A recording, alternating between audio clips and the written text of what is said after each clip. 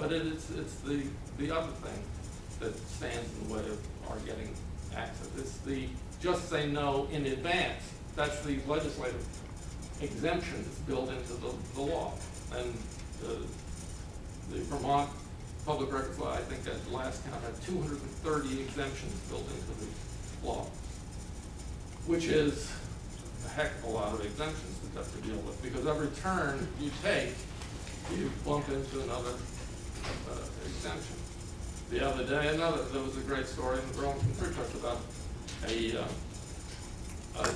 drunk driver just got out of prison after his 9th DUI.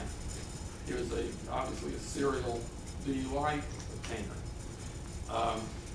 Guy had been in jail for the previous, the 8th DUI. The reporter apparently asked, well, did he get alcoholic rehabilitation in jail? Sorry, I can't tell you, it's confidential.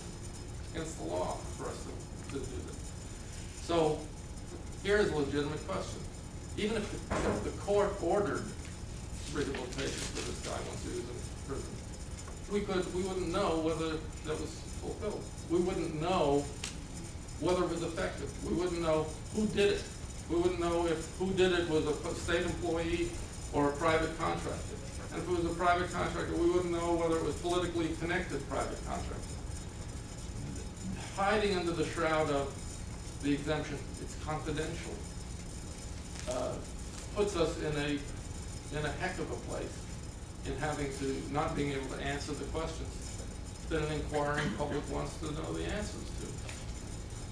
I'm going to continue to tell war stories here, and I hope I don't bore you. And I'm going to go back to Miami, because I think this is another one of those stories about exemptions that make no sense. It seems that the 1998 Miami mayoral election was going along in its normal, zany way. Miami politics is crazy from the get-go, and this year was no exception. The incumbent mayor was being challenged by kind of a kooky but bright nonetheless challenger. Miami's rules of the road in elections are very crazy. They do all kinds of things. Absentee ballot campaigns figure large in them. They do funny things. They have street money that gets people off the streets and into the polls. And it's all elbows out. Well, it seems like election day comes, the incumbent wins by somewhere in the neighborhood of 100 votes or so. The opponent says foul. There were ghost voters voting for this character. The election is a sham. That in and of itself is not a surprising thing. Losers always complain that they've been screwed. But there was a veneer of credibility to it that made us think we really ought to check this out ourselves. So what did we think we would do? First thought would be to get the computer copy of the voter registration record that would show where people, who was registered, did they vote, their address, basic stuff like that. So we go to voter registration. Sorry, you can't have it. Well, why not? Because only marketing companies can have it. Only marketing companies? Yeah, well, because the marketing companies have political candidates and they need to reach the voters. But the public can't. You're free to look at them and memorize them. You can't write anything down, and you can't have a copy. They're off limits to ordinary people. Dave Barry, who's the humor columnist from the Miami Herald, his favorite line is, "I'm not making this up." Well, we were incredulous. We couldn't make it up. What? Only a marketing company could get people?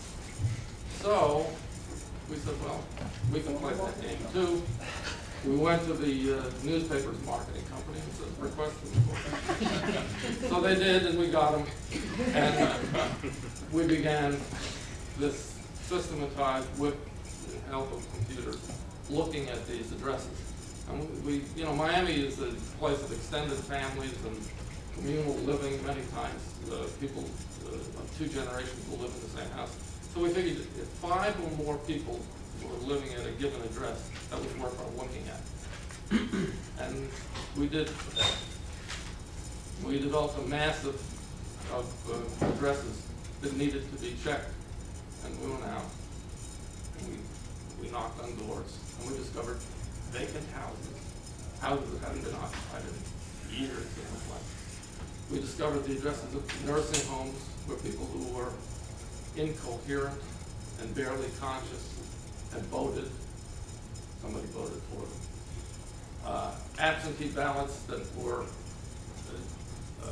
given an address within the mayoral district, and people who lived outside of the district were there.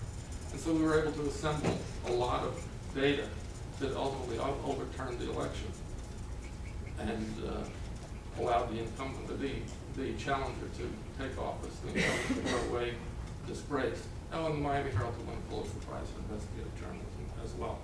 But the power of that public record, or exempt public record, gotten by trickery, is what allowed that kind of reporting to go on. And that's the key to this business. What makes for rich reporting, what makes for the kind of public service journalism that I hope we all care deeply about, is the ability to gain access to the decisions of government and to see records, see the work product of government, because that allows us to deal with hard, factual material and not speculation. It puts our reporting in another realm, and it allows us to better serve the public. The granddaddy of them all, I guess,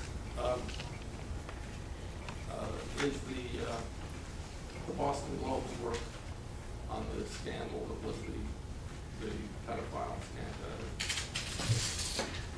the pedophile scandal in the archdiocese. Here, a travesty occurred, as James Madison says, a farce or a tragedy or both, when information is denied to people. Here was a farce and tragedy. First, that pedophilia was rampant in the Archdiocese of Boston. Second, that the church was covering it up. And third, that it effectively sealed all of these documents so that the public would never know. It was a kind of a collusion between the church and the courts. And that went on for years and years and years. And then finally the Boston Globe decided that they needed to challenge that procedure. And they filed a suit and won it and cracked open possibly the biggest scandal to hit the Catholic Church ever. It in turn